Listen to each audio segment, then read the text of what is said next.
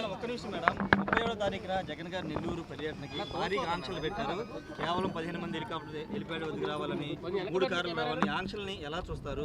మాజీ ముఖ్యమంత్రి పర్యటన ఈ విధంగా అడ్డుకోవడం ఏ విధంగా చూస్తారు? ఈరోజు చంద్రబాబు నాయుడు, పవన్ కళ్యాణ్, హోమ్ మినిస్టర్ అనిత గారు, లోకేష్ గారు చెప్పాలి దీనికి ఆన్సర్.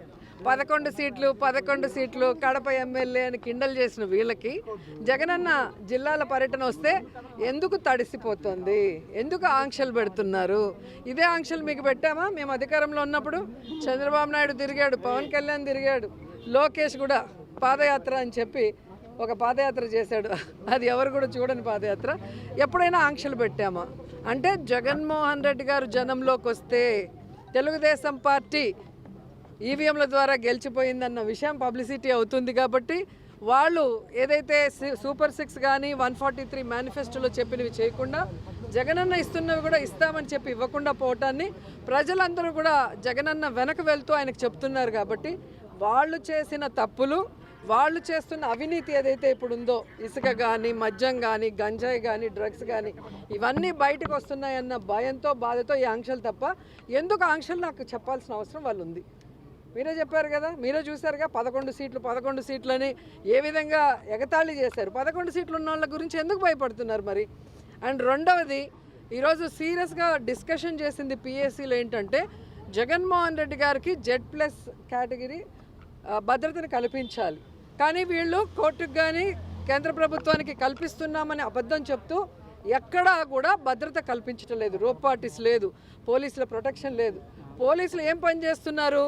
నియోజకవర్గాల్లో నోటీసులు ఇచ్చి మీరు మీటింగ్కి వెళ్తే మీ మీద రౌడీ షీట్లు తీస్తామంటారు, లేదంటే చెక్ పోస్టుల దగ్గర కార్లు పట్టుకోవడం, బైకులు పట్టుకోవడం, ప్రజల్ని కొట్టి పోలీస్ స్టేషన్లో కూర్చోబెట్టడం, జగన్ గారి మీటింగ్లు పోగొడతారు.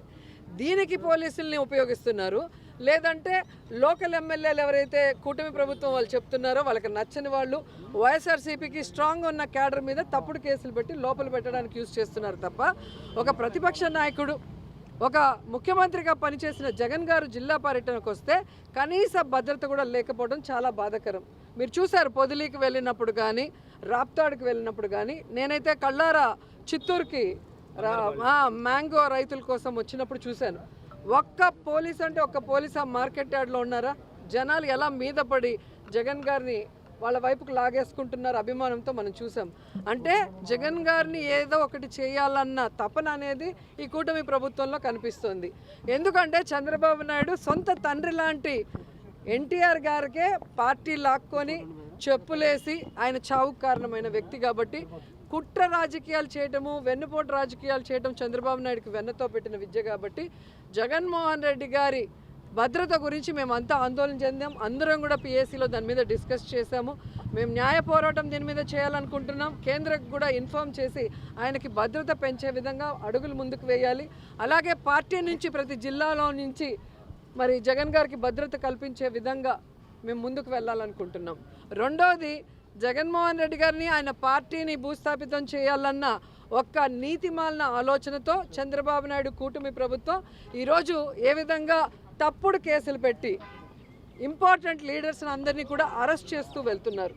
మిథున్ రెడ్డి గారు కానీ, కాకాని గోవర్ధన్ రెడ్డి గారు కానీ, చెవిరెడ్డి గారు కానీ, ఇప్పుడు వాళ్ళు కాదని ఇంకా వాళ్ళ పిల్లల్ని, మొన్న చూస్తే హారిక గారు జడ్పీ చైర్మన్ ఆవిడ భర్త మీద దాడి చేసి కార్లు పగలగొట్టి బూతులు తిట్టి మళ్ళీ ఆవిడ మీదే కేసు పెట్టడం అనేది ఈ ఒక్క ప్రభుత్వంలో, ఈ ఒక్క రాష్ట్రంలోనే జరుగుతుంది. సో వాళ్ళకి మేము క్లియర్గా చెప్తున్నాం, మీరు తప్పుడు కేసులు పెడితే భయపడే వాళ్ళు ఇక్కడ ఎవ్వరు లేరు. దమ్మున్న నాయకుడు జగన్మోహన్ రెడ్డి గారి నాయకత్వంలో పనిచేస్తున్న నాయకులు మేము. మీరు జైల్లో పెడితే రేపొద్దున చక్రవడ్డీతో కూడా మీకు ఇచ్చేదానికి మేము రెడీగా ఉన్నాం. ఎందుకంటే ఈరోజు మీరు సూపర్ 6 ఇస్తామన్నారు, జగన్మోహన్ రెడ్డి గారు ఇచ్చిన ప్రతి ఒక్కటి కూడా ఇస్తామని చెప్పారు. ఇవి కాక మేనిఫెస్టోలో 143 ఐటమ్స్ పెట్టి ఒక్కటి కూడా చేయకుండా ఈరోజు ప్రజల్ని డైవర్ట్ చేసేదానికి ఈరోజు ఈ విధంగా తప్పుడు కేసులు పెడుతున్నారు అనేది ప్రజల్లోకి వెళ్తోంది. Manifesto, recalling manifesto Chandrababu Naidu కార్యక్రమం ద్వారా వెళ్తోంది. ఎందుకంటే ఈరోజు లిక్కర్కి మిథున్ రెడ్డికి ఏం సంబంధం అండి? లిక్కర్కి చెవిరెడ్డి గారికి ఏం సంబంధం అండి? లిక్కర్కి ఇంకొకరికి ఏం సంబంధం అండి? ప్రభుత్వం అమ్మిన మందుకి ఎవరైనా కమిషన్లు ఇస్తారా? ప్రైవేట్ వాళ్ళు అమ్మిన మందుకి కమిషన్లు ఇస్తారా?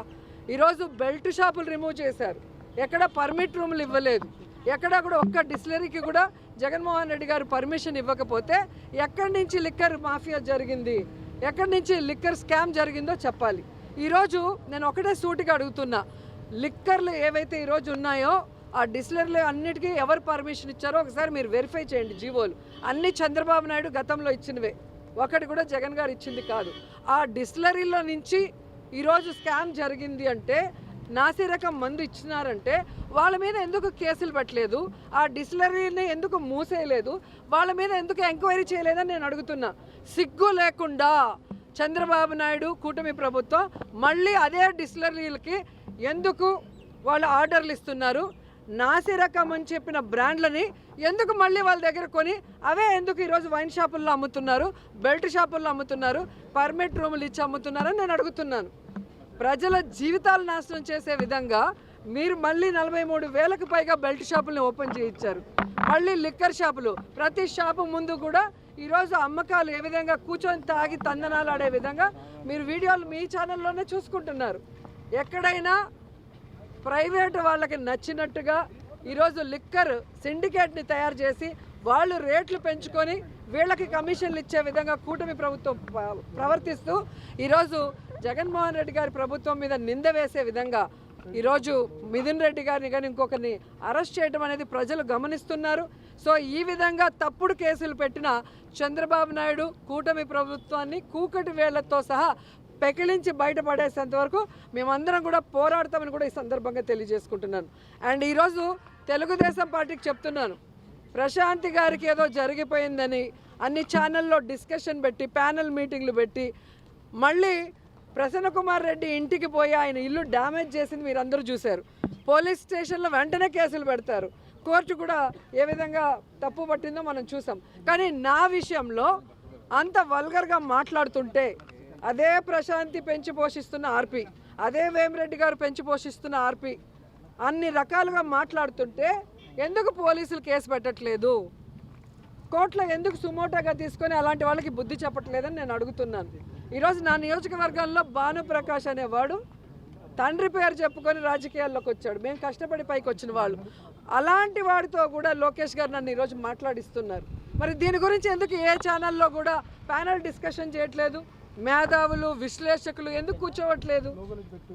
అంటే మీ పార్టీలో ఉంటే వాళ్ళు మంచోళ్ళు, పక్క పార్టీలో ఉంటే వాళ్ళు చెడ్డోళ్ళు. ఇదే ప్రశాంతి వైసీపీ నుంచే కదా వచ్చింది.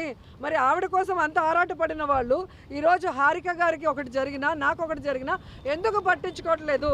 మేము మహిళలు కాదా, మాకు మనోభావాలు లేదా, మా ఫ్యామిలీలు బాధపడవా? కాబట్టి ఈరోజు అధికారం ఉంది కదా అని ఎగిరెగిరి పడితే రాబోయే కాలంలో జగనన్న ముఖ్యమంత్రి అయిన తర్వాత ఎగిరెగిరి పడిన వాళ్ళని ఎగరేసి తంతామని కూడా ఈ సందర్భంగా తెలియజేసుకుంటున్నాను.